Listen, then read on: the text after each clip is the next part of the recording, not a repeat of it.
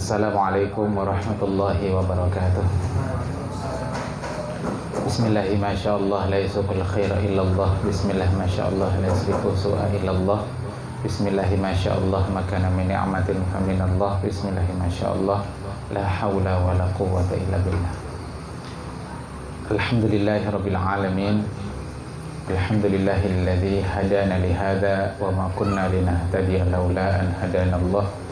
Asyhadu an la ilaha illallah wa asyhadu anna Muhammadan abduhu wa rasuluhu la nabiyya ba'dah.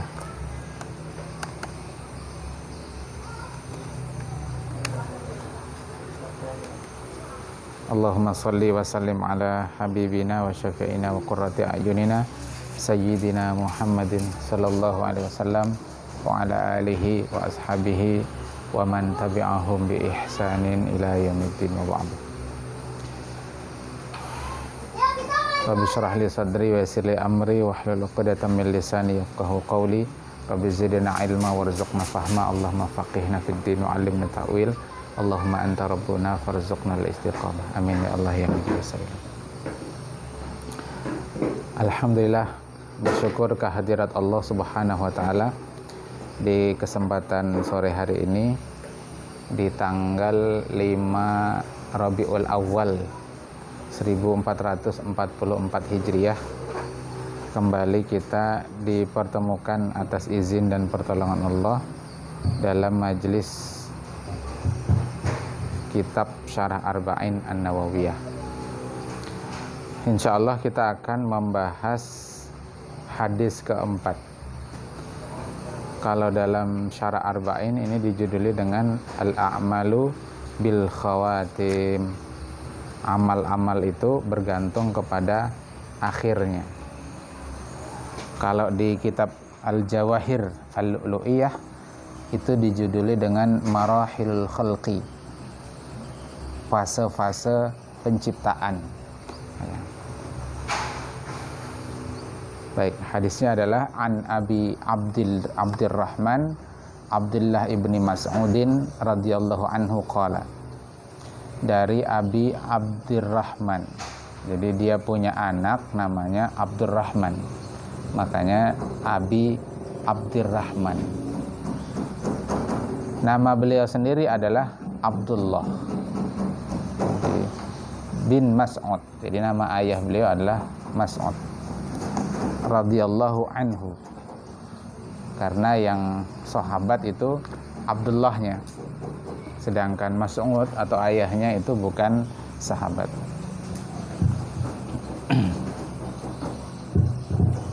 Nah, tentang Abdullah bin Mas'ud ini kita bahas dulu siapa Abdullah bin Mas'ud. Dalam kitab Al-Jawahir Al-Lu'lu'iyah disebut beliau itu masuk Islam ketika di Makkah. Ya, masuk Islam ketika di Makkah. Jadi beliau ini orang ke-6 yang masuk Islam. Jadi dari sahabat-sahabat Nabi yang jumlahnya puluhan bahkan ratusan ribu itu, Abdullah bin Mas'ud radhiyallahu anhu itu orang ke-6 yang masuk Islam. Jadi beliau termasuk as-sabiqunal awwalun. Ya, yang as-sabiq. As-sabiq itu yang terdepan. Awalun, awal. Sudah awal, terdepan lagi. Nah, bagaimana cerita masuk Islamnya Abdullah bin Mas'ud?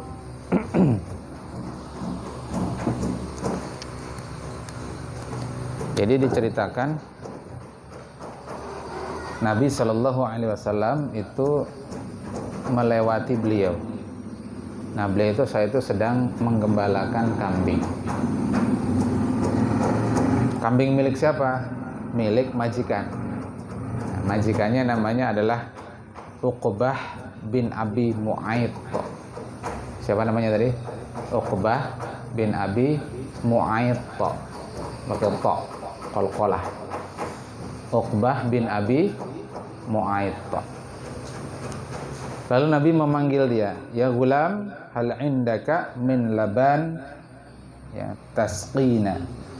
Apakah engkau punya susu untuk kami minum? Dijawab oleh Abdullah bin Mas'ud, "Na'am." Ya. "Walakinni mu'taminun." Benar, tapi saya itu cuma orang yang dikasih amanah. Ini amanah untuk mengurusi kambing. Nah, lalu Nabi kita bertanya, apakah ada kambing jaza'ah? Jaza'ah itu kambing yang masih usia muda. Kalau tidak salah usianya masuk usia 2 tahun dan belum kawin. Jadi belum menghasilkan susu. Jadi ambingnya itu belum keluar susu. Lalu kata Abdullah bin Mas'ud, "Na'am, ada." Ada nggak kambing yang masih muda, yang belum kawin, masih perawan? Lalu fa'atahu biha, lalu Abdullah bin Mas'ud itu mendatangkan kambing yang muda tadi kepada Nabi SAW. Famasaha sallallahu alaihi wasallam dur'aha wada'a. Lalu Nabi menyentuh ambing susunya. Lalu beliau berdoa. Ya. Nabi kemudian berdoa. Apa yang terjadi? Ambing susunya itu tiba-tiba penuh dengan air susu. Nah, ini diantara mukjizat Nabi Sallallahu Alaihi Wasallam. Jadi kambing yang asalnya belum ada susunya, begitu disentuh Nabi, didoakan Nabi, langsung penuh dengan air susu. Lalu kemudian Nabi minum air susu itu. Kemudian Abu Bakar As-Siddiq yang saya itu menemani Nabi juga minum dari air susu itu. Kemudian Nabi mengatakan supaya kembali. Akhirnya ambing susunya itu kembali kempes seperti semula. Tidak ada lagi air susunya. Nah, melihat kejadian itu, lalu Abdullah bin Mas'ud kemudian masuk Islam. Jadi melihat mukjizat Nabi Sallallahu Alaihi Wasallam. Jadi Nabi ngambil punya orang tidak? Bukan. Ya, tidak mencuri, bukan. Kambingnya tadi ada susunya nggak? Nggak ada. Jadi asalnya tidak ada. Lalu disentuh Nabi, didoakan Nabi, lalu jadi ada air susunya. Jadi sebab sentuhan Nabi dan doa Nabi lalu ada air susunya. Bukan berarti air susunya itu milik pemiliknya. Nah, setelah itu dikembalikan lagi. Jadi Nabi hanya perlu pinjam kambing saja untuk media supaya ada air susunya. Nah, masuk Islamlah Abdullah bin Mas'ud. Jadi hebatnya Abdullah bin Mas'ud ini, beliau itu orang yang pertama kali membacakan Al-Quran di hadapan orang-orang Quraisy. Jadi Abdullah bin Mas'ud ini orang yang pertama kali membacakan Al-Quran dengan nyaring, dengan terang-terangan di hadapan orang-orang Quraisy. Dulu nggak seperti antum sekarang, ya, baca Quran mudah, bahkan diperlombakan. Yang hafalannya paling banyak, yang bacaannya bagus, dapat hadiah. Dulu di zaman Nabi, baca Quran itu resikonya berat. Apalagi di hadapan orang-orang Quraisy. Jadi saya itu Nabi bertanya, siapa di antara kalian yang berani membacakan Al-Quran di hadapan orang-orang Quraisy? Kata Abdullah bin Mas'ud, saya ya Rasulullah. Padahal Abdullah bin Mas'ud ini orangnya kecil. Orangnya kecil, pendek, kecil, nggak meyakinkan gitu loh. Secara fisik tidak meyakinkan. Nah, sampai akhirnya kemudian dia itu ditempeleng oleh Abu Jahal. Namanya juga Abu Jahal. Jahal itu artinya bodoh. Bapaknya kebodohan. Sampai robek telinganya. Nah, ketika Abdullah bin Mas'ud lalu kemudian ditolong, datanglah Jibril alaihissalam dalam keadaan tertawa. Jadi Abdullah bin Mas'ud itu datang ke Nabi dalam keadaan menangis, Jibril datang dalam keadaan tertawa. Nah, kan aneh. Akhirnya Nabi bertanya kepada Jibril, "Mimma tadahakun?"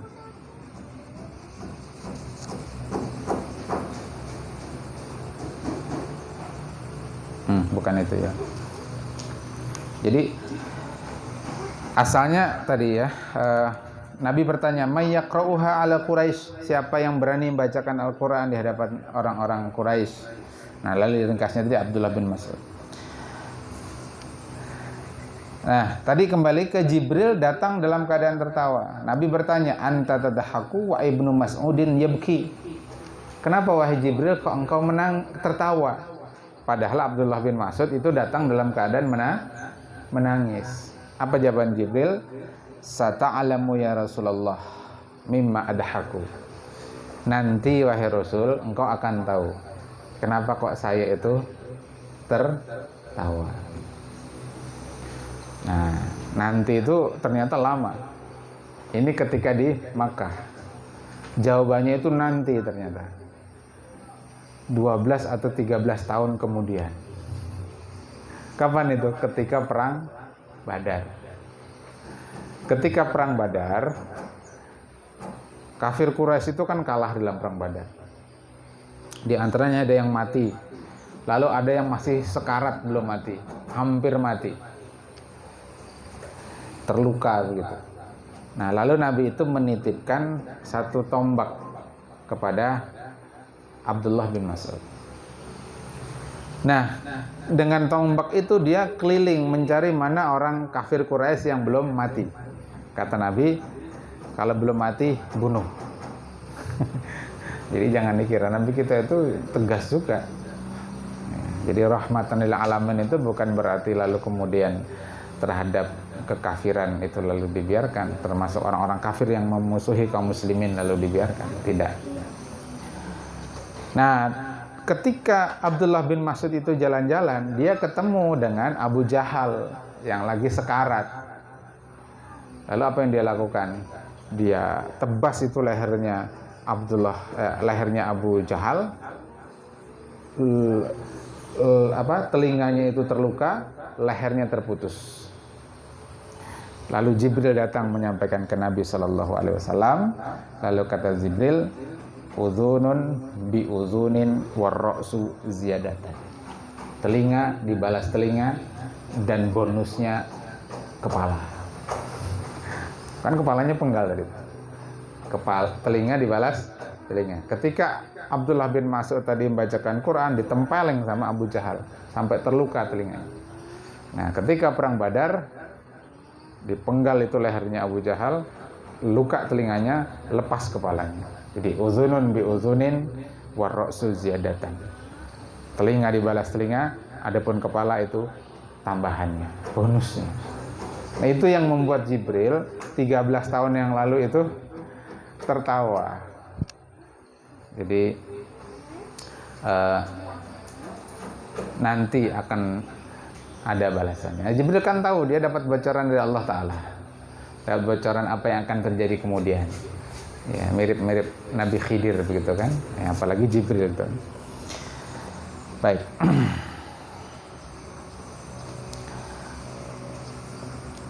Abdullah bin Mas'ud ini pernah menjadi hakim atau qadhi di Kufah.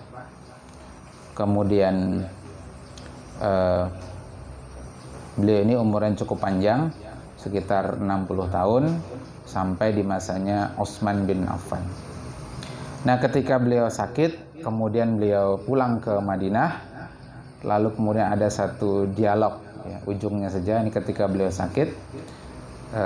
Ketika itu ada yang bertanya kepada beliau, yakunu li auladika min ba'dika, bagaimana anak-anak engkau setelah matinya engkau?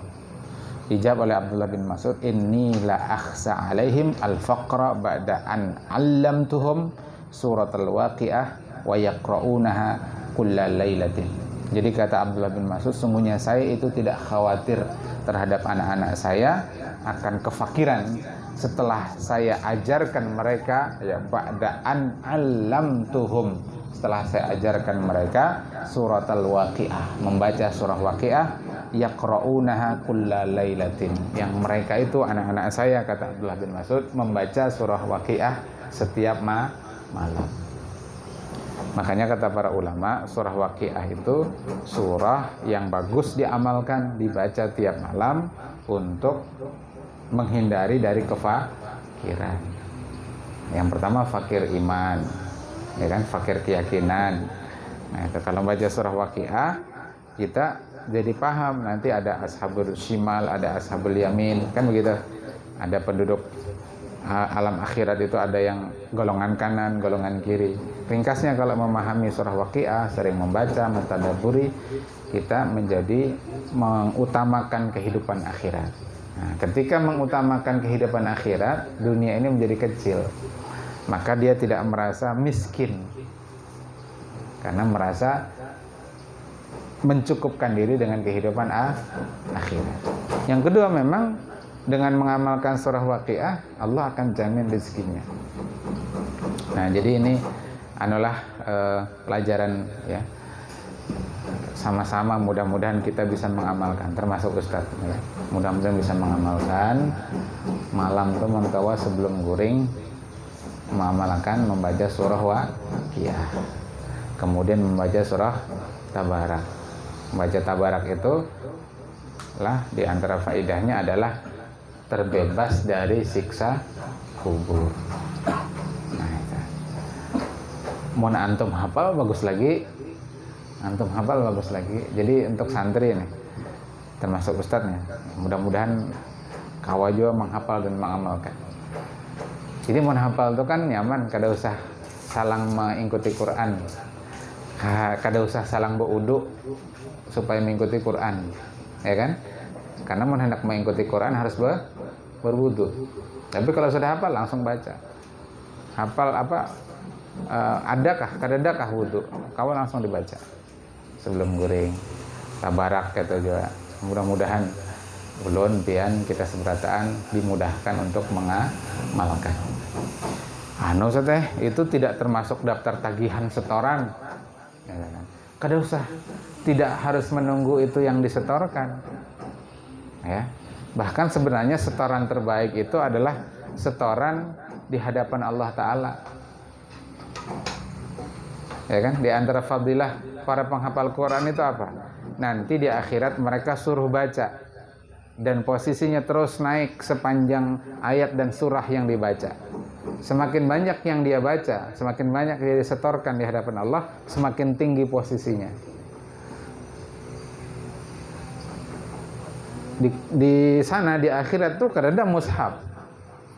Jadi setoran hafalan. Jadi kalau disuruh membaca lalu naiklah, itu maksudnya membaca bil ghaib. Jadi hafal di luar kepala. Nah, jadi setoran terbaik itulah setoran di hadapan Allah Subhanahu wa taala. Yang sebujurnya inilah. Nah, tapi kalau Ustaz Melius menyuruh antum setor, ya baguslah, bagian dari pembiasaan. Tapi yang ianya itu adalah ya, harus dihadirkan di hati kita menghafal Quran itu supaya nanti ketika disuruh setor di hari kiamat kita bisa menyetor sebanyak-banyak sehingga derajat kita terus naik begitu. Jadi makanya untuk surah Tabarak, surah Waqiah meskipun tidak ditargetkan misalkan inilah surah hafal aja sampai terlanjur hafal. Gitu. Terlanjur hafal. Nah, baik. Itulah sedikit mengenalkan sahabat Nabi yang bernama Abdullah bin Mas'ud. Baik, kita lanjut hadisnya. Jadi beliau berkata, haddatsana Rasulullah sallallahu alaihi wasallam.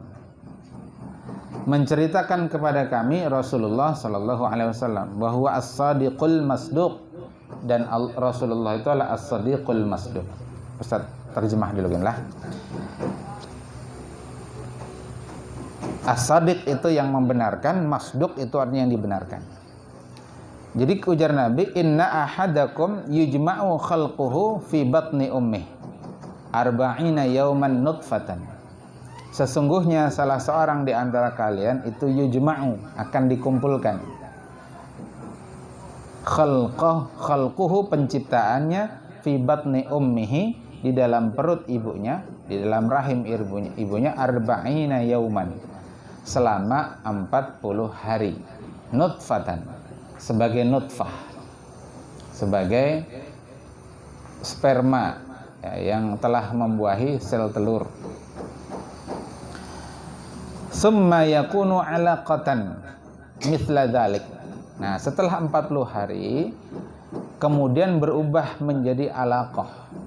Alaqah itu artinya sesuatu yang menempel. Jadi sel telur setelah dibuahi sperma, dia nanti akan menempel di dinding rahim. Mithla dzalik, semisal itu juga, maksudnya 40 hari juga.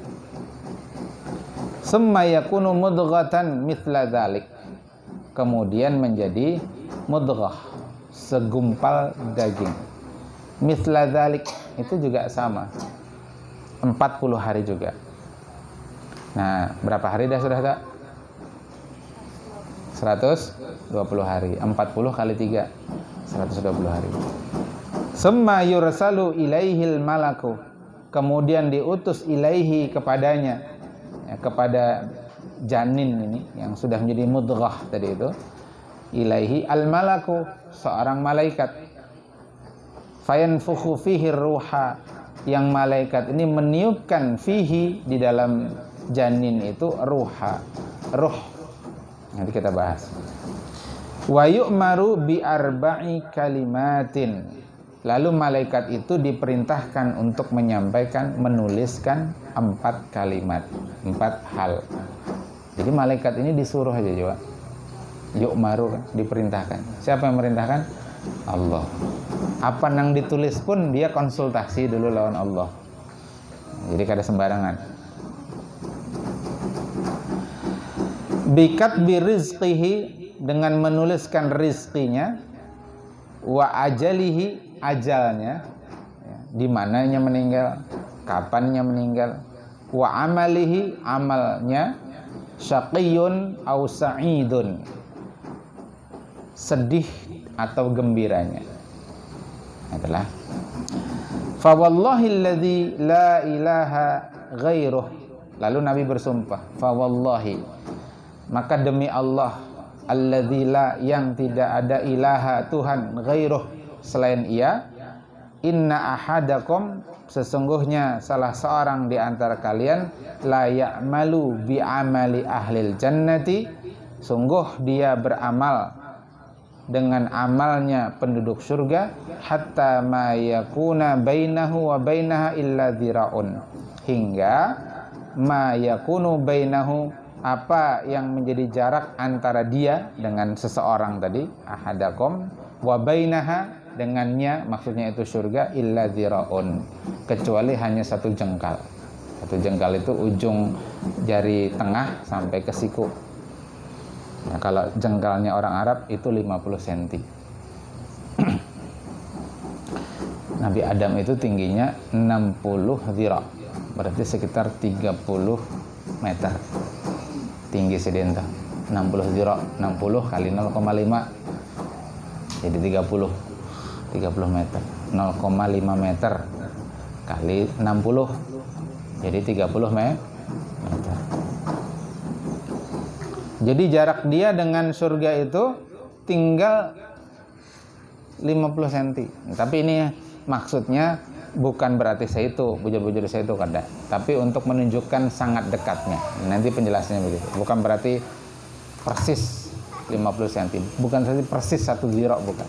Untuk menunjukkan sangat dekatnya jarak dia dengan surga. Fayasbiqu alaihil kitabu. Nah, ternyata kemudian ketetapan dari Alkitab, ini ketetapan dalam Lauhul Mahfuz, mendahului dia. Faya'malu bi amali ahlin nar, lalu dia beramal dengan amalnya penduduk neraka. Fayadkhulaha, lalu dia masuk ke dalam neraka. Nar. Itu muannas. Berarti an-nar itu muannas. Jadi orang Arab menganggap an-nar itu muannas. Meskipun secara lafadz itu mudzakkar, tapi orang Arab golongkan an-nar itu sebagai muannas. Kalau jannah kan jelas muannas, akhirnya tak marbutah. Tapi an-nar itu pun oleh orang Arab dianggap sebagai muannas. Makanya lafaznya fayadkhulaha. Wa inna ahadakum, dan sesungguhnya ada orang di antara kalian, ujar Nabi, la ya'malu bi amali ahlin nar, sungguh dia itu beramal dengan amalnya penduduk neraka. Dalam syarah itu dua kemungkinannya, dia itu kafir atau fasik. Ya. Hatta ma yakuna bainahu wa bainaha illa dzira'un sama, hingga jarak dia dengan neraka itu tinggal 1 zira, untuk menunjukkan sangat dekatnya jarak dengan neraka. Fayasbiqu alaihil kitabu, lalu ketetapan Alkitab, Lauhul Mahfuz, ketetapan Allah mendahului atasnya. Fayamalu bi amali ahlil jannah, lalu dia beramal dengan amalnya penduduk surga. Fayadkhuluha, lalu dia masuk. Fayadkhulaha, ya, maka dia kemudian masuk surga. Nah, hadis ini diriwayatkan oleh Imam Bukhari dan Imam Muslim. Baik, kita baca syarahnya. Qauluhu wa huwa as-sadiqu al-masduqu ay syahidallahu bi annahu sadiqun. Maksudnya adalah Allah bersaksi bahwasanya nabi kita itu shadiq. Nabi kita itu jujur. Nabi kita itu menyampaikan apa yang harus disampaikan. Nabi kita itu wa may yantiqu 'anil hawa in huwa illa wahyuha. Tidak berkata berdasarkan hawa nafsu, tapi wahyu yang diwahyukan. Nabi kita itu tidak malu untuk menyampaikan kebenaran. Salam dan Bapak lah. Assalamualaikum. Mudahan selamat sampai balik lagi ke sini. Fi amanillah.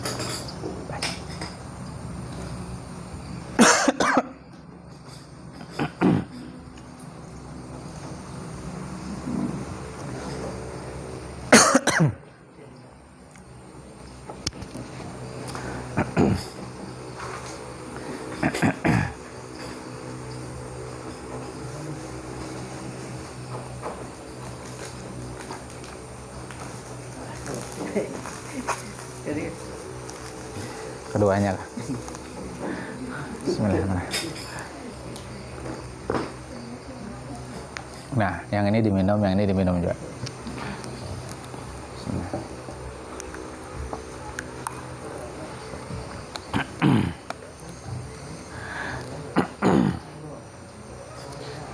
Jadi anak cermatilah adab guru-guru kita tenang. Terakhir itu anak cermati guru Ilham Humaidi. Kan pas makanan nih, hidangan makanan. Makan sidin tuan guru lah, jadi makanan itu kan diparakakan ke sidin berataan. Yang kambing lah, yang apa rendang lah, yang undang galah lah. Macam-macam lah. Nah, sidin ini paham. Sudah makan kambing, mbah itu makan undang bilang. Kita melihat aja. Kadada menggatok undang, karena undangnya jauh kan. Nah, tapi sidin paham. Di anu akan sidin undang tuh. Kada ke kita pengarahnya tapi lah ke lain. Ya, yang ke kita ada cuma kada anu. Ngalih makan undang orang banyak kok. Nyaman pas sorangan. Menguyaknya tuh ngalih. Ya.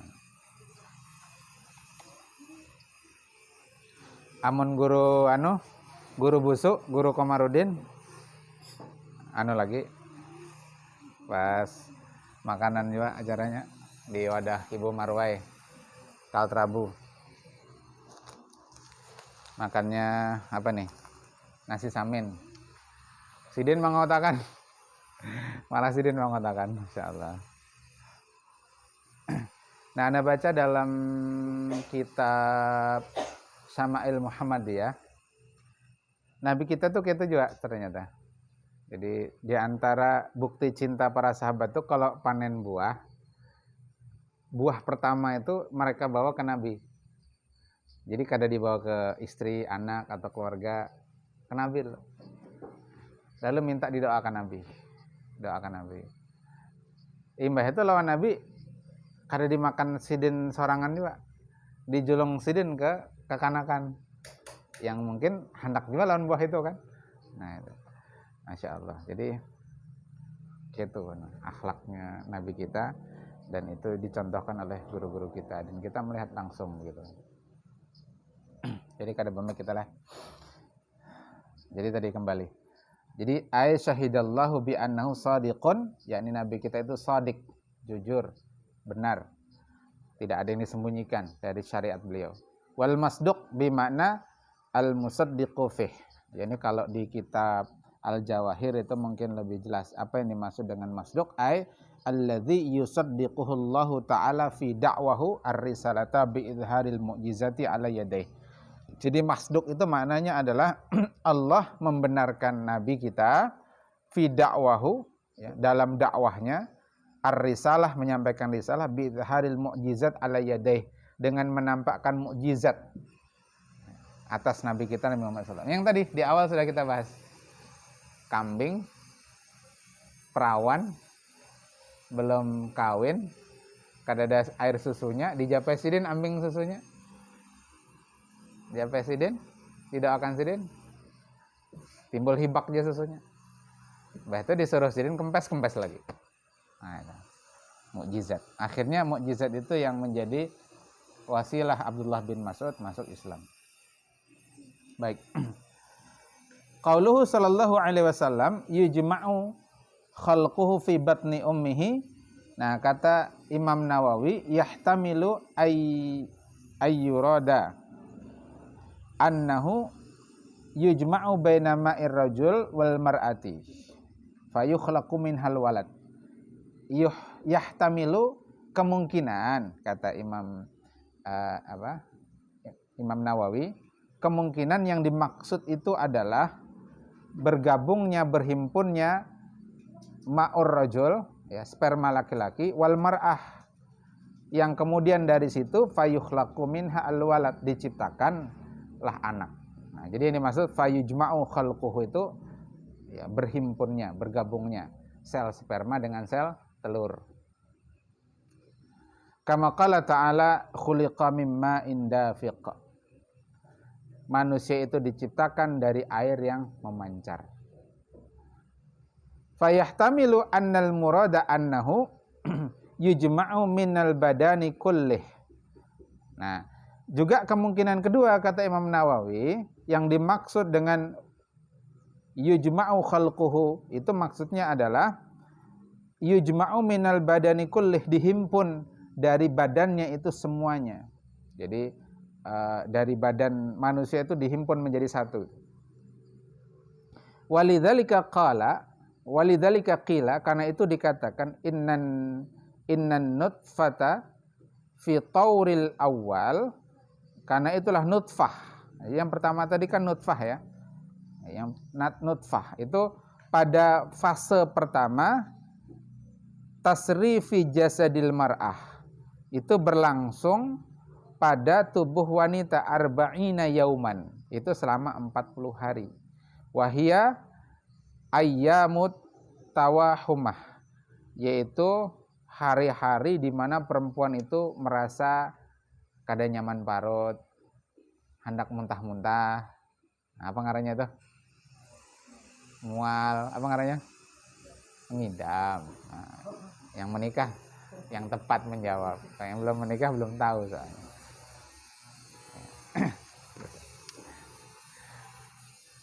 Ya. Mau kebebinian tuh sudah ngidam macam-macam pian. Nang paling berat tuh ngidam mau melihat muka laki.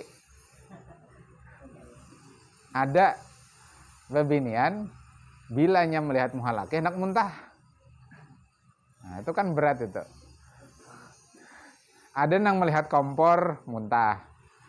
Lah. Nang paling berat tadi Bang melihat muka laki muntah. Insyaallah. Rupanya sare kelausan lakinya. Ada itu, ya, ada nang bekesah gitu. Nah, kalau mama Nabi, ya, Siti Aminah itu tidak mengalami itu, tidak mengalami kesulitan ketika mengandung baginda Nabi Muhammad SAW, termasuk tidak mengalami ngidam, nyaman, gitu. Rahmatan lil alamin begitu. Tsumma ba'da dzalika tujma'u wa yadhurru 'alaiha, kemudian berkembang min min taribatil maulud, ya, dari ujung jarinya si bayi, fatasiru alaqatan, kemudian berubah menjadi alaqah, ya, sesuatu yang menempel. Jadi dari mudghah menjadi apa? Dari nutfah menjadi alaqah.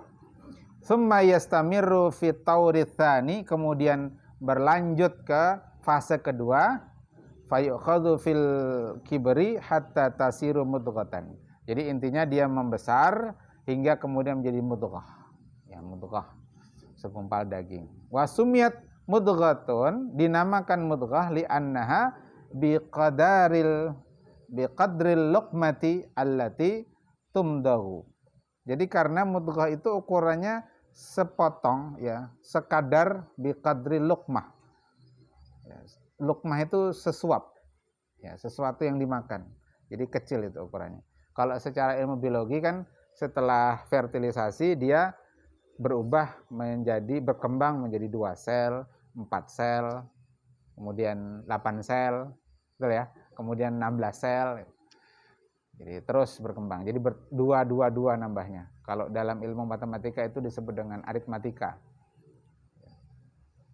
Tambah 2 terus. Summa fi aritmatika atau anu? Bukan ya, bukan aritmatika, tapi satunya. Apa ya? Deret aritmatika, ya betul, aritmatika, tapi namanya deret aritmatika. Jadi ada baris aritmatika, ada deret aritmatika. Ini deret. Karena dari 2 menjadi 4. 4 dibagi 2, 2 kan. Dari 4 menjadi 8. 8 dibagi 4, 2 lagi. 8 menjadi 16. 16 bagi 8, 2. Nah, jadi hasil pembagiannya itu tetap. Nah, itu disebut deret aritmatika. Kalau 2, 4, 6, 8, itu bedanya 2. 2 ke 4, 2. 4 ke 6, 2. 6 ke 8, 2. Nah, itu disebut baris aritmatika. Nah, beda ya. Nah, ini berarti mengikuti deret aritmatika. Pertumbuhan sel tuh, dari 2 menjadi 4, 4 menjadi 8, 8 menjadi 16, 16 jadi 32, 32 menjadi 64, 64 menjadi dan seterusnya. Summa fi taurits tsalis, kemudian pada fase yang ketiga, yusawwirullahu tilkal mudghah. Pada fase yang ketiga Allah membentuk mudghah ini, wa yashuqqu fiha sam'a wal basara wasyamma wal famma, lalu kemudian membentuk pendengaran, penglihatan, penciuman, mulut, ya. Wa yusawwiru fi dakhili jawfiha al-haya wal am'a. Kemudian di bagian dalam dari rongga perutnya itu organ-organ dalam seperti usus dan sebagainya. Qala ta'ala huwallazi yusawwirukum fil arham kaifa yasha. Dialah Allah yang membentuk kalian di dalam rahim bagaimana saja Allah menghendaki. La ilaha illa la ilaha illa huwa al-azizul hakim. Tidak ada Tuhan selain Dia, Allah yang Maha Aziz, yang Maha Perkasa, lagi Maha Bijaksana. Summa idza tamma taurus salis, kemudian jika telah sempurna fase yang ketiga, wa huwa arbaun, ya, ini 40, jadi 40 wasara lil mauludi arba'u ashhurin nufikhat fihi ruh. Jadilah bagi si maulud, si bayi itu arba'atu ashhur, 4 bulan. Nah, nufikhat fihi ruh, lalu kemudian ditiupkan ke dalam bayi yang usianya 4 bulan itu. Berarti 4 bulan berapa hari? Berapa? 120 hari. Nufikhat fihi ruh, maka ditiupkan kepadanya ruh. Nah, kalau dalam kitab Jawahir itu disebutkan nanti ruh itu ditiupkan dari atas, dari ubun-ubun. Maka kemudian bagian tubuh yang pertama kena ruh dan terkena ruh itu mata. Nah, nanti bagian yang paling akhir dilewati ruh itu juga ubun-ubun. Jadi dari kepala, ya ubun-ubun itu kalau yang bayi itu, yang biasa melihat bayi itu bagian tengah yang lunak, yang kadang bergerak-gerak. Nah, itu Abdullah itu lihat. Masih kah? Nah, itu lewat situ masuknya ruh itu. Lewat situ masuknya, ditiupkan ruh oleh malaikat, lalu terus sampai ke kaki. Ruh itu menjalar dari ubun-ubun sampai ke kaki.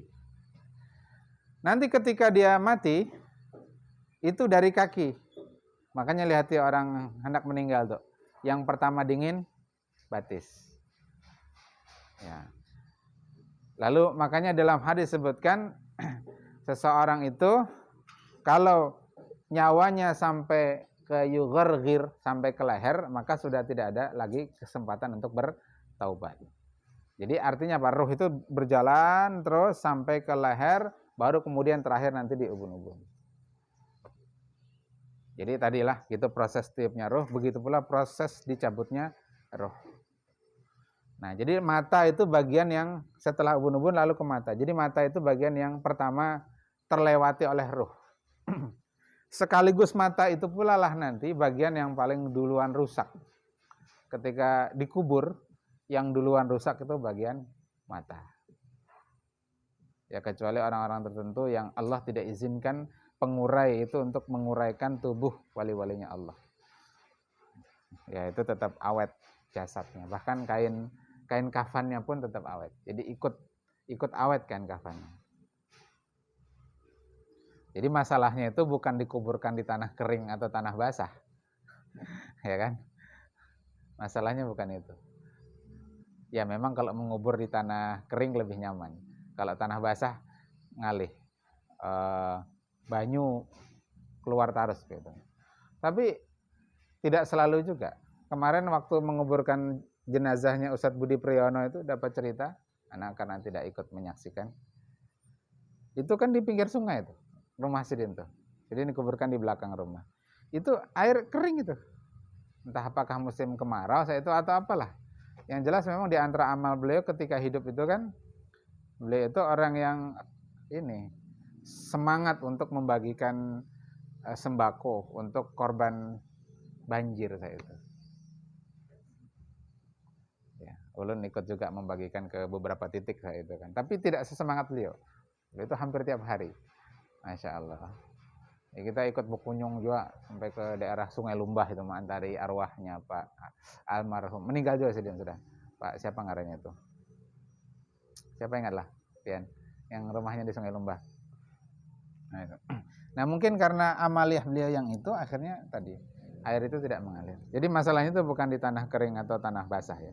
Kalau tanah kering, kalau jasadnya lapuk ya lapuk. Kalau tanah basah, Allah perintahkan, Allah larang para pengurai itu untuk menghancur tubuhnya.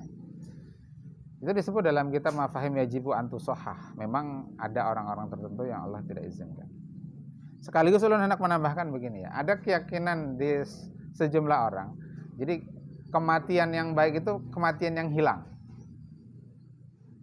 Jadi begitu dibongkar kuburnya orang yang kereda. Itu baik. Tapi ulun belum setuju dengan pandangan ini. Karena kalau hilang itu adalah kematian orang yang terbaik. Sahabat-sahabat Nabi itu di Uhud itu pernah banjir, lalu kemudian ini kan terkikis pasir itu karena Uhud itu miring. Di pemakan syuhada Uhud itu miring. Nah, lalu terlihatlah di antara jasad sahabat Nabi, yakni paman Nabi Hamzah bin Abdul Muthalib.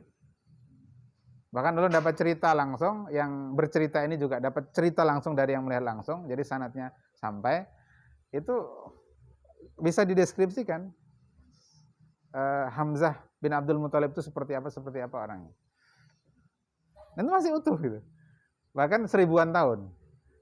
Kalau kemudian disebut kematian yang paling baik itu hilang, itu masih ada tuh. Padahal sahabat Nabi itu wali Allah yang paling tinggi. Nah itu menjadi dalil, jadi alasan bahwa yang terbaik itu yang dibuat awet, bukan yang kemudian dibuat hilang. Wallahu ta'ala misal. Jadi itu dia 4 bulan ditiupkan ruh.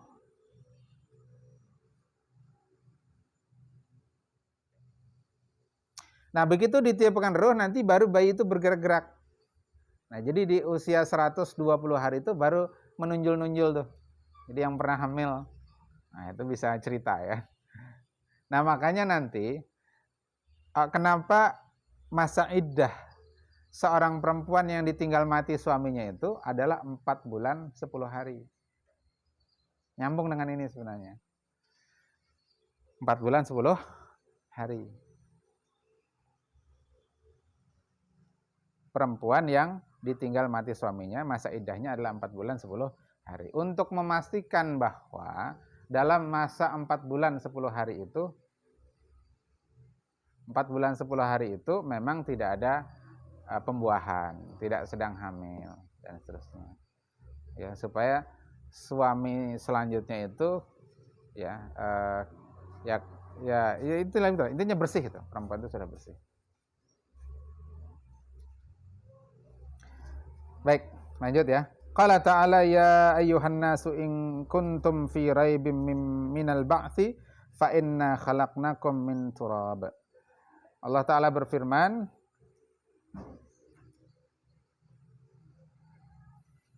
wahai manusia, jika kalian dalam keraguan mengenai hari berbangkit, fa inna maka sesungguhnya kami khalaqnakum telah ciptakan kalian min turabin dari tanah.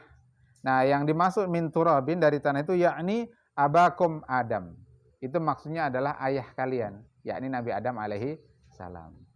Jadi yang dari tanah itu Nabi Adam aja. Adapun keturunannya kita ini dari saripati tanah. Ya, dari sperma tadi. Bukan dari tanah langsung. Kalau Nabi Adam memang dibentuk dari tanah. Summa min nutfatin. Nah, kemudian baru dari nutfah. Nah, nutfah tadi adalah sperma tadi. Ya. Mimma indafiq tadi. Yakni dzurriyyatahu, yakni keturunannya Nabi Adam alaihi salam. Untuk keturunannya Nabi Adam itu dari sperma. Wan nutfatu, yakni al-mani, wa asluha al-ma'ul qalil. Nutfah itu maksudnya adalah mani, sperma. Wa asluha, asalnya itu ma'ul qalil, air yang sedikit. Wa jam'uha nutafun. Jamak dari nutfah itu adalah nutaf. Summa min alaqatin, setelah dari nutfah menjadi alaqah. Wa huwa damul ghalidh al-mutajammad. Ya, yaitu darah yang menggumpal. Darah yang menggumpal itu. Al-ghalidh, ghalidh itu kan keras, menggumpal. Jadi dari sperma bertemu dengan sel telur, lalu dia menjadi segumpal darah. Darah yang menggumpal. Itu alaqah. Watil kan nutfah tasiru daman ghalidhan. Jadi artinya nutfah tadi berubah menjadi ya, nutfah tadi atau sperma tadi berubah menjadi darah yang mengeras, menggumpal. Summa min mudghatin, kemudian menjadi mudghah. Ya, yakni wahwa lahmatun, wahia lahmatun, yaitu daging. Jadi prosesnya dari sperma kemudian menjadi darah yang menggumpal, setelah menjadi darah yang menggumpal menjadi daging. Ya, mudghah itu daging. Nah, menarik sebenarnya ayat ini ya, kalau kita cermati ya. Menariknya di mana? Kalau kita cermati,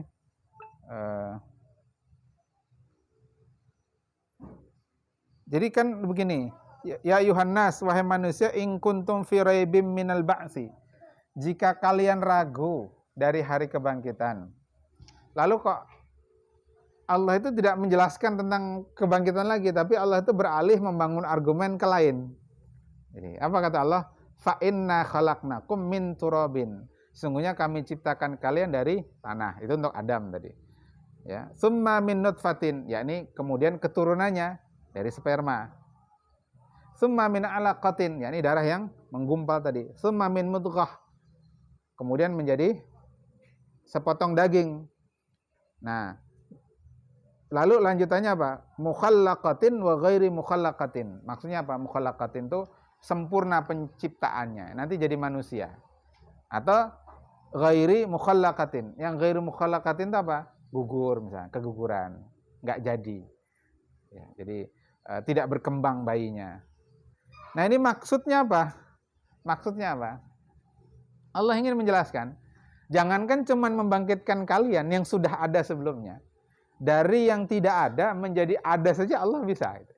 Jadi kadang-kadang maksudnya gini ya, diskusi itu enggak, ketika kita mau membantah argumen orang yang keliru itu, kita itu kadang-kadang enggak perlu terlalu fokus pada jawaban secara langsung, tapi kita membangun argumentasi yang lain. Tapi intinya untuk membantah kekeliruan argumen itu. Paham ya? Ini ada orang meragukan hari kebangkitan. In kuntum fi raibim minal ba'tsi, kan tadi kalimatnya begitu.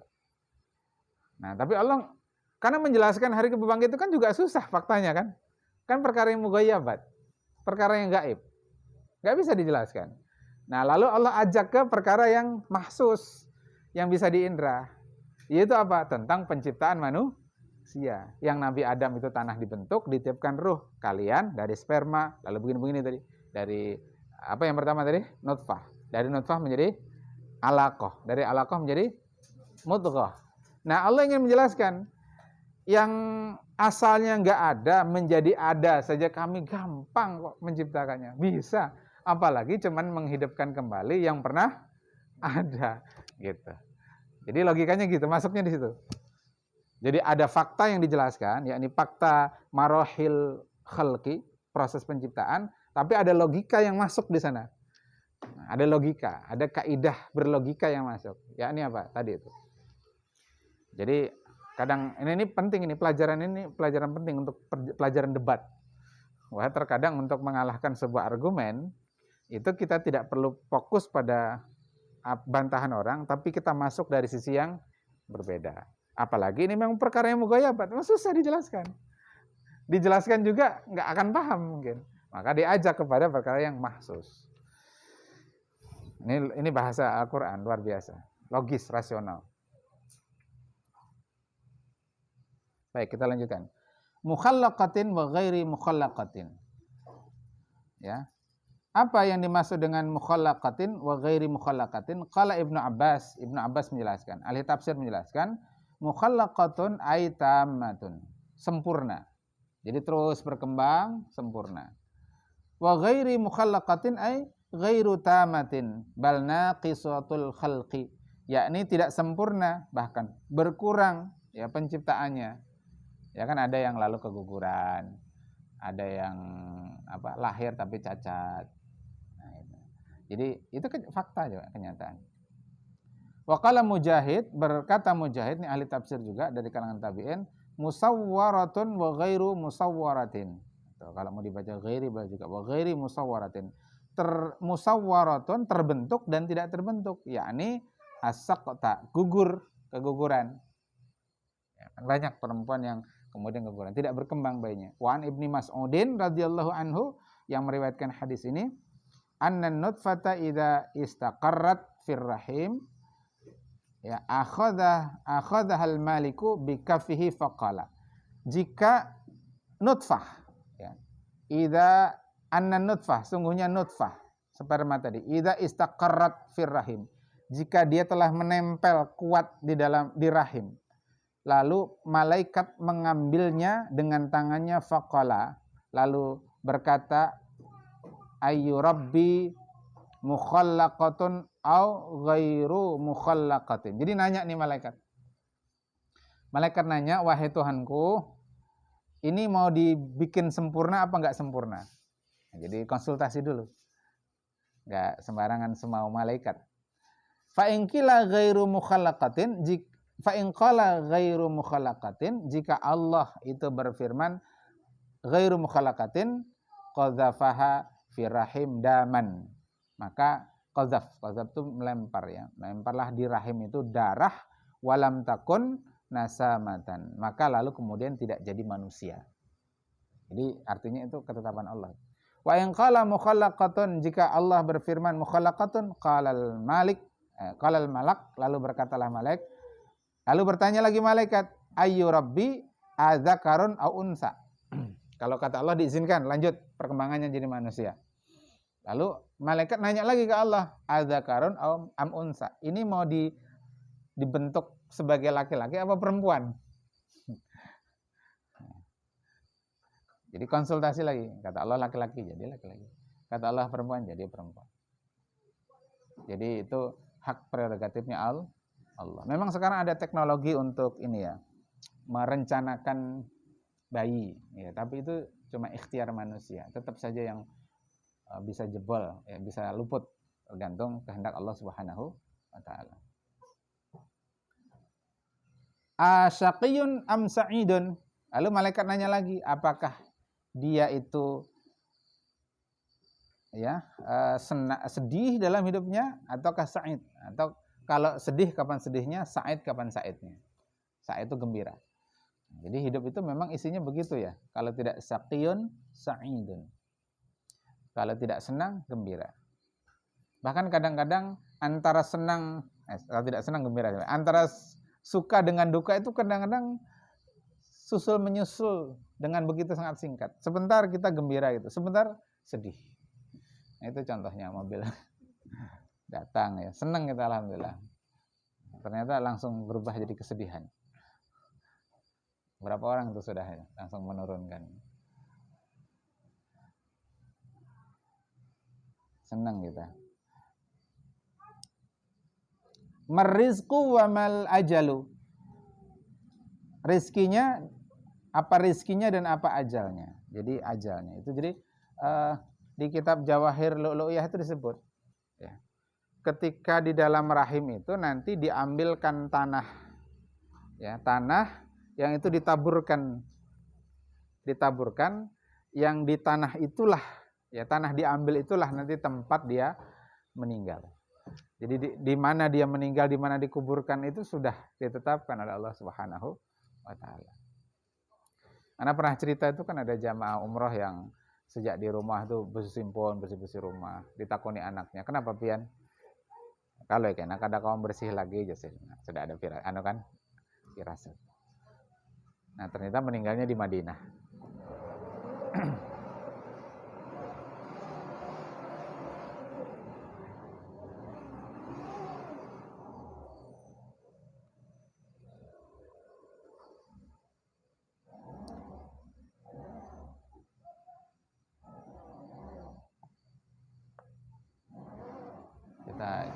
Kita bantu dengan doa ya.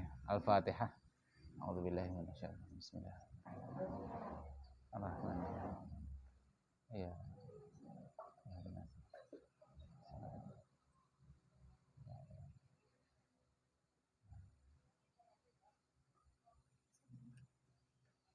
Baik, kita lanjut ya. Insyaallah sudah ada yang. Kemudian malaikat bertanya, bi ayyi ardin tamut. Nah, tadi itu. Di tanah mana dia si janin ini akan meninggal. Nah, itu sudah ditentukan di tanah mana. Fayuqalu lahu idhab ila ummil kitab. Nah, lalu kemudian dikatakan kepada malak si malaikat rahim ini, idhab ila ummil kitab. Pergilah engkau ke induk kitab.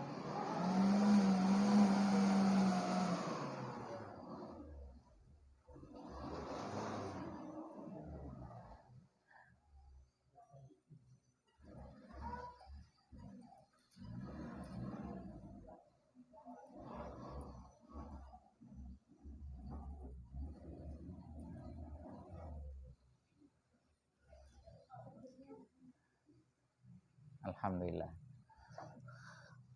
Radikal juga supirnya.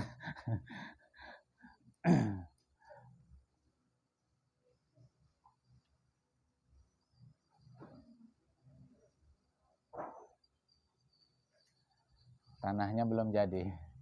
Sudah dilewati.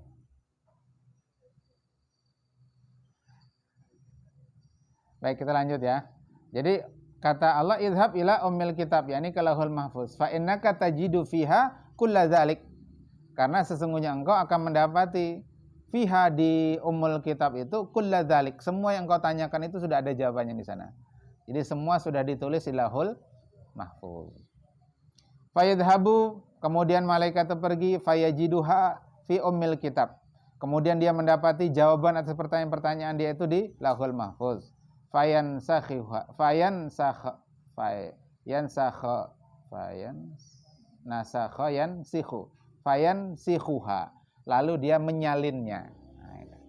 Nasakha yansikhu, dia menyalinnya, fala tazalu ma'ahu hatta ya'ti akhiru sifatih, dan dia tidak beralih sampai selesai dia menulis sifat-sifat si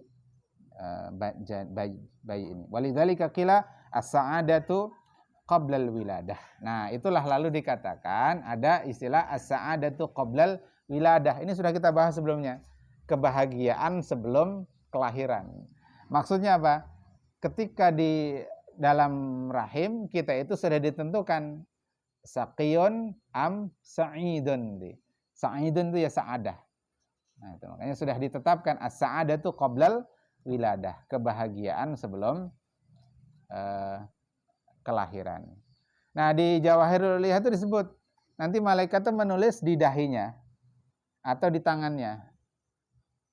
Ya, atau keduanya, di dahinya saja atau di tangannya saja atau keduanya. Makanya orang sering sebut garis tangan. Ya, kan gitu ya. Karena ditulis malaikat itu di telapak tangan.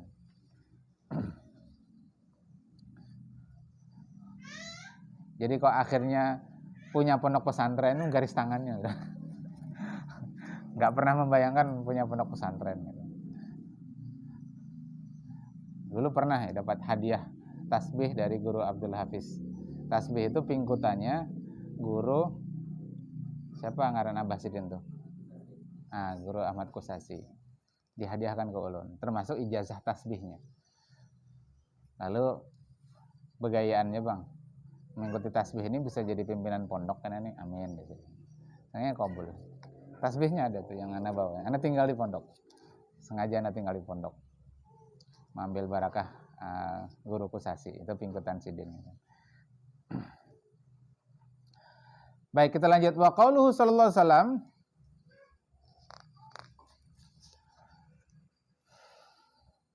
fayasbiqu alaihi alkitab, lalu kemudian alkitab mendahulunya, ay alladzi sabaqa fil ilmi, yakni maksudnya itu telah didahului dalam ilmunya Allah, yang telah Allah tuliskan dalam Lauhul Mahfuz.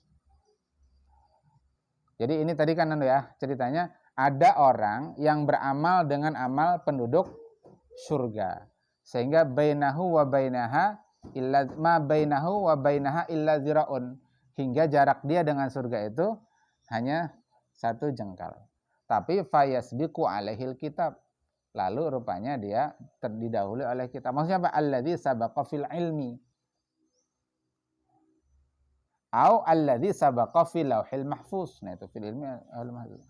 Au alladzi sabaqa fi batni ummi, atau maksudnya sudah dituliskan di catatan ketika ia ada dalam perut ibunya. Karena yang ditulis malaikat ketika dia ada dalam perut ibunya itu juga salinan dari apa yang ada di Lauhul Mahfuz. Dan apa yang ada di Lauhul Mahfuz itu bagian dari ilmu Allah. Jadi ilmu Allah itu sudah ditulis semua di dalam Lauhul Mahfuz. Waqad taqaddama annal maqadira arba'atun. Sudah berlalu bahasan tentang ini bahwa maqadir, takdir, ketetapan Allah itu ada 4. Itu ilmu di Lauhul Mahfuz. Sudah kita bahas ketika membahas hadis tentang antu'mina bil qadari khairihi wa syarrihi minallahi ta'ala. Nanti bisa dibuka kembali. Nah, tapi ini penting ditegaskan tentang tema ini, tentang bab ini, ya, bahasan ini.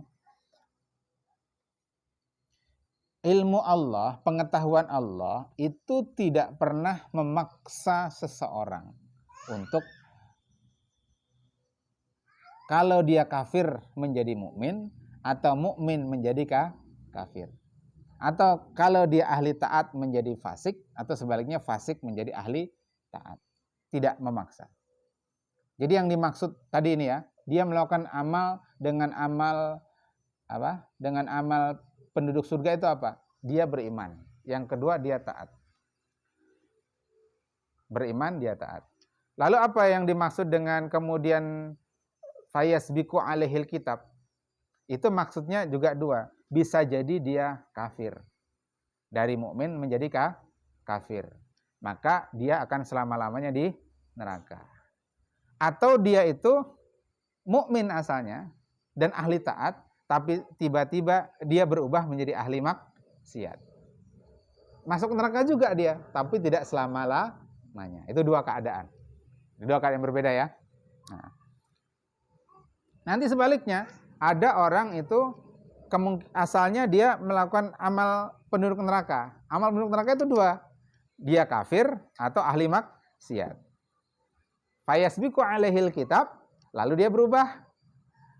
Kemungkinannya dua. Dia menjadi mukmin, lalu nanti dia di surga, atau kalau dia tadi ahli maksiat, dia menjadi ahli taat.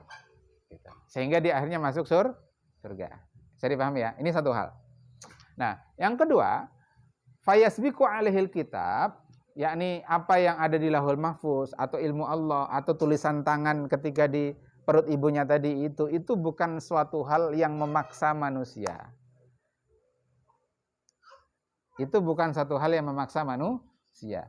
Yang bukan satu hal yang memaksa manusia dari mukmin menjadi kafir atau sebaliknya dari kafir menjadi mukmin. Atau yang asalnya ahli taat menjadi ahli maksiat atau ahli maksiat menjadi ahli taat. Itu pilihan manusia. Manusia tahu bahwa itu adalah ilmu Allah yang tertulis di Lauhul Mahfuz kapan? Ketika dia sudah melakukannya. Adapun ketika dia akan melakukan itu, lalu kemudian dia melakukan, itu tidak ada paksaan dari Allah Subhanahu wa taala. Itu wilayah yang disebut dengan wilayah mukhayyar. Paksaan Allah itu hanya ada pada qada dan qadarnya Allah taala. Jadi kalau ditanya qada qadar itu apakah dipaksa oleh Allah? Iya, 100% qada qadar itu paksaan dari Allah. Dan manusia tidak bisa menghindar dari qada dan qadarnya Allah. Qada itu ada dua, ada yang mengikut nizamul wujud, ya, wilayah musayyar itu ada dua, ada yang mengikut nizamul wujud, ada yang tidak mengikut nizamul wujud. Mengikut nizamul wujud apa? Manusia tidak bisa berjalan di atas air, manusia tidak bisa terbang di udara tanpa alat, itu ngikut nizamul wujud. Dipaksa manusia, nggak bisa keluar dari dairah itu. Jadi paksa, itu ketetapan Allah. Kita dilahirkan dengan rambut lurus, keriting, bola mata hitam putih, bukan biru putih, bukan merah putih, ya. Itu dipaksa oleh Allah. Nah, yang kedua ada yang ikut nizamul wujud, qada yang mengikuti ghairu nizamul wujud, yakni kejadian khusus, lagi anak-anak tidur tengah malam, ternyata ada truk blong, remnya nabrak rumah, yang tidur dalam rumah mati. Kan kejadian itu. Ya, nah itu apa namanya tadi? Ghairu nizamul wujud. Itu pun dipaksa manusia. Mungkin anak tidur enggak ada salah, enggak ada pilihan apa-apa, tahu-tahu ditabrak truk mati. Gitu kan. Nah, yang kedua terkait dengan qadar. Tadi qada qadar. Qadar itu apa? Ketetapan Allah atas khasiat terhadap benda-benda. Ya. Bahwa air ini punya khasiat untuk menghilangkan haus. Mata punya khasiat untuk melihat, telinga punya khasiat untuk mendengar, kulit punya khasiat untuk merasa panas, dingin. Itu ketetapan Allah juga, 100% ketetapan Allah. Nggak ada pilihan manusia. Tapi tentang manusia mau minum air putih atau khamr, ya itu faktanya nggak ada paksaan. Fakta lah, kita bicara fakta. Ada nggak antum dipaksa disuruh minum air putih? Dikasih, nih Nabi ketika sebelum Mi'raj dikasih khamr, dikasih susu laban, ya. Nabi pilih mana? Susu kan? Nah, itu dipaksa apa enggak oleh Allah? Kan enggak. Sama dengan antum disodori khamr dengan air putih, antum pilih mana? Atau ke Turki lah. Di Turki itu ada air mineral, ada khamr dijual di minimarket. Antum akhirnya milih beli air mineral. Itu pilihan antum atau dipaksa? Coba dirasa-rasa. Pilihan sendiri kan? Enggak ada dipaksa kan? Ini wilayah fakta gitu loh. Kita bisa merasakan. Si supir tadi tuh kok milih ke sana itu pilihan dia. Itu dia milih. Ya. Lalu karena pilihan dia lalu dia tercelebok. Nah, terceleboknya itu ketetapan Allah. Tapi milihnya dia ke sana itu pilihan dia. Kenapa? Karena di jalan utama ternyata ada tumpukan ini. Ya kan? Baik, kita ini mau mengakhiri majelis sekarang atau nanti itu kan juga pilihan kita ya. Mau sekarang atau nanti? Pilihan kita. Itu kan dimaksud. Jadi sama nanti orang itu mau mukmin atau kafir, mau fasik atau ahli taat, itu pilihan. Nah, hanya saja pilihan dia itu sudah Allah tulis dalam ilmunya. Tidak ada yang tidak dalam pengetahuan Allah. Yang dahulu maupun yang akan datang. Yang mujmal maupun yang tafsili, yang rinci, itu semua dalam pengetahuan Allah Subhanahu wa ta'ala. Itu ibarat guru lah ya, ada 3 murid, ini pinter, ini sedang, ini nggak pinter. Guru tahu lah yang ini pasti nilainya paling tinggi, karena orangnya pinter misalnya. Nah, tapi guru kan tetap harus memerintahkan, ayo belajar semua, jangan nggak belajar. Nanti kalau nggak belajar, antum bisa nggak lulus. Kan instruksinya begitu. Nah, tapi apakah murid itu dipaksa untuk belajar atau tidak? Dipaksa nggak? Pilihan dia kan. Lalu akhirnya yang nggak pinter milih untuk tidak belajar, akhirnya benar nggak lulus. Itu kan sudah dalam pengetahuan si guru. Karena seringkali saya temukan siswa itu begini. Yang pinter itu disuruh tuh malah rajin itu. Yang nggak kurang pinter tuh malah malas-malasan. Banyak itu. Ya nggak? Yang pinter itu disuruh malah rajin. Malah yang kurang pinter itu malah malesan. Di antara alasannya, kada paham Pak Jadi malas mengerjakan gara-gara tidak paham. Tapi intinya kan dia tidak mengerjakan kan. Sudah kurang pinter gak ngerjakan lagi kan makin parah gitu loh. Harusnya kan merasa diri kurang pinter, harusnya belajar lebih giat. Kadang-kadang kan begitu. Kalau saya motivasi anak itu, kalau yang lain itu bisa lari cepat, antum bisa lari lambat, ya antum lari terus gitu. Atau kalau baru 10 kali belajar baru bisa paham, ya 10 kali. Yang lain mungkin 1 kali, Anda 10 kali belajar. Tapi antum dapat pahala 10 kali, yang pinter cuma dapat pahala sekali. Antum pilih mana itu? Pilih dapat pahala 10 apa dapat 1? 10 kan gitu. Cuman yang pinter paham 1 hal, dia belajar lagi yang lain gitu, dapat pahala lagi juga. Hanya nggak terkejar gitu kan. Ya itu anugerah Allah atas kecerdasan yang Allah berikan ke dia gitu kan. Memang ada orang-orang tertentu yang punya kecerdasan lebih, sekali dengar sekali baca langsung hafal gitu. Nggak sengaja hafal. Baik, jadi itu bukan wilayah paksaan sifatnya. Kita bisa rasa-rasa. Ya, kita bisa fakta, itu kajian fakta. Baik, lanjut. Supaya selesai ini.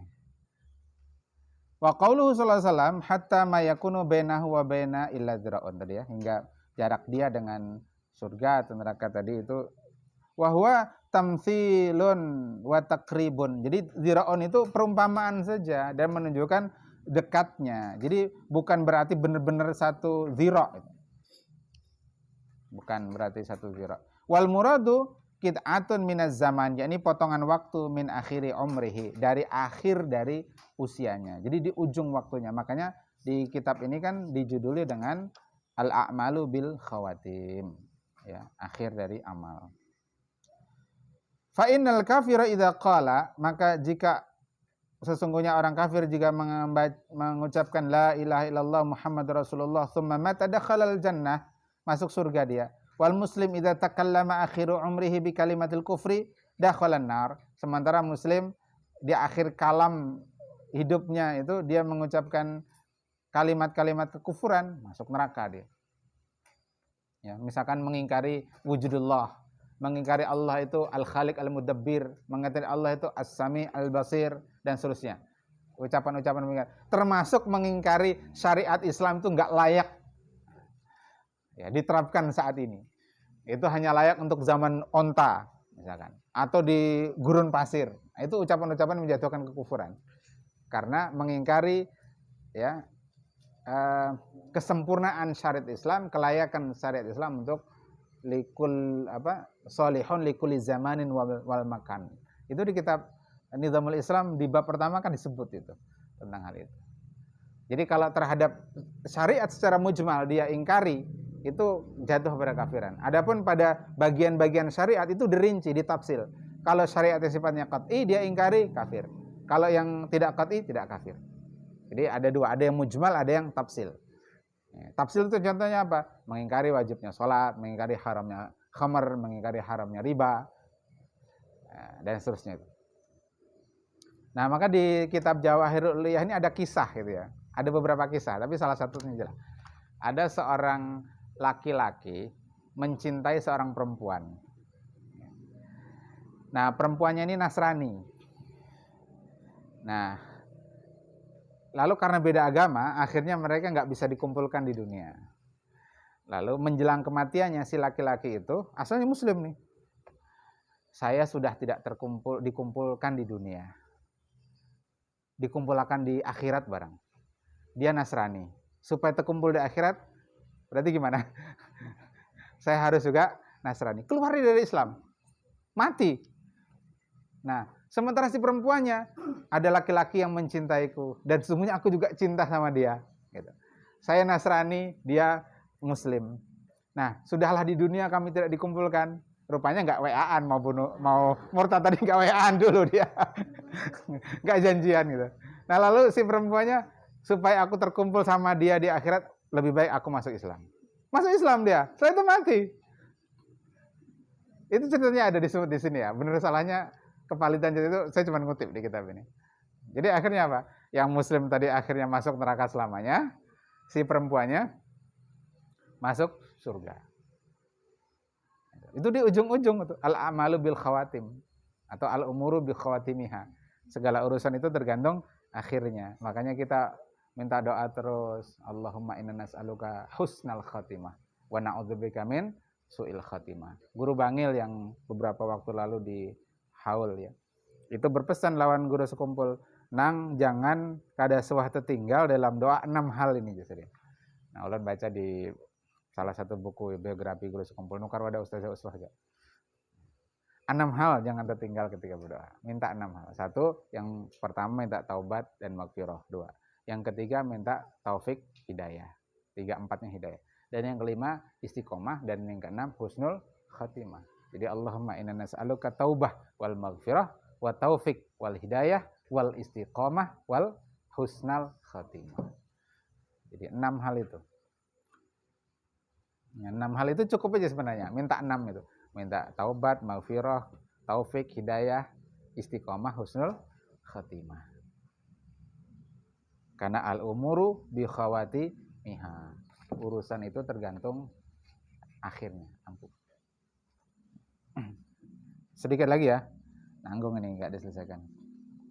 Wa fil hadisi dalilun ala adamil qat'i bidukhulil jannah awin nari. Nah, dari hadis ini menunjukkan, jadi dalil bahwasanya tidak bisa dipastikan apakah seseorang itu akan masuk surga atau masuk neraka. Wa in amila sa'iral anwa'il bir, meskipun dia itu beramal dengan seluruh kebaikan. Amila sa'iral anwa'il fisqi, atau ada sebaliknya, ada orang yang beramal dengan seluruh amal kefasikan. Jadi kita tuh nggak boleh memvonis orang ini bakal masuk neraka ente. Maksudnya gitu.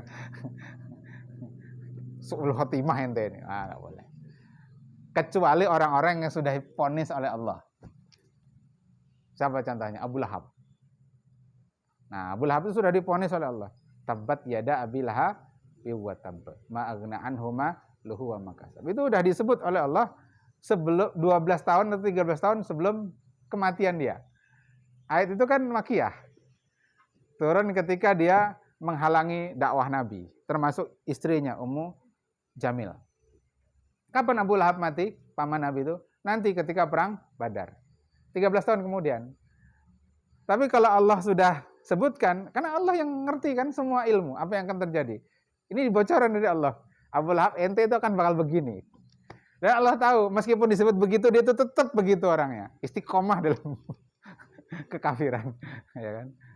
Harusnya kan kalau disebut begitu, wah, saya ini bakal su'ul khotimah ini, harus segera tobat gitu kan. Tapi memang Allah sudah tahu. Nah, sama dengan kalau ada Muslim, sahabat Nabi ya, 10 orang yang dijamin masuk surga itu. Ketika dikabarkan Nabi ente masuk surga, itu enggak berubah. Enggak lalu ganal gulu baju, sadang dah kalau sembahyang lagi nih. Jamin surga Nabi mahabarakan. Nabi dari Allah, kan begitu kan? Itu kita itu teman sahabat Nabi kada. Makanya antum hati-hati ya. Pernah juga mengalami itu. Ustaz, ulun mimpi. Mimpi apa? Ulun melihat pian di surga ya, Masya Allah.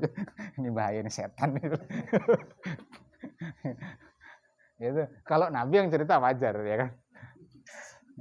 Itu kan bahaya itu. Kalau kemudian hati kita bergeser, wah ada yang mimpikan masuk surga, nih, aman gitu kan.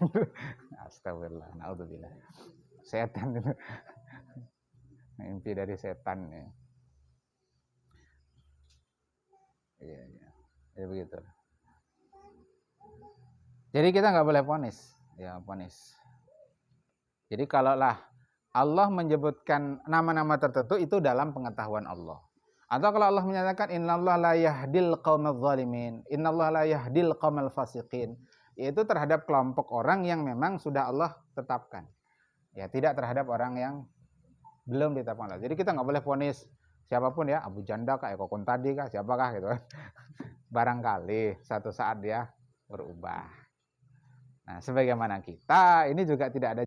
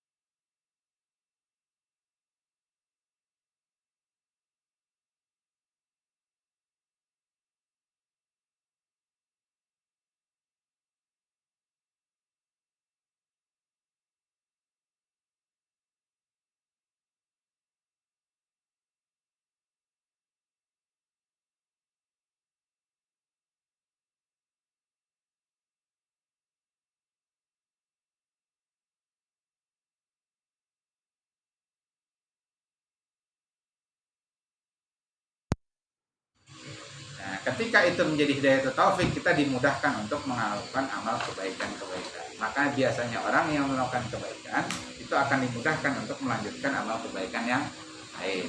Gitu. Makanya kata Imam Katsir, man asya ala syai'in faqad mata ala syai'in.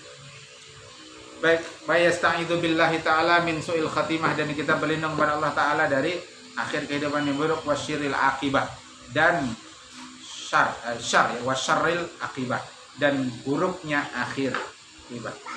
Fa in qila qala Allah Ta'ala, jika dikatakan Allah Ta'ala berfirman, innal ladzina amanu wa amilus shalihat inna la nudhi'u ajra man ahsana amala.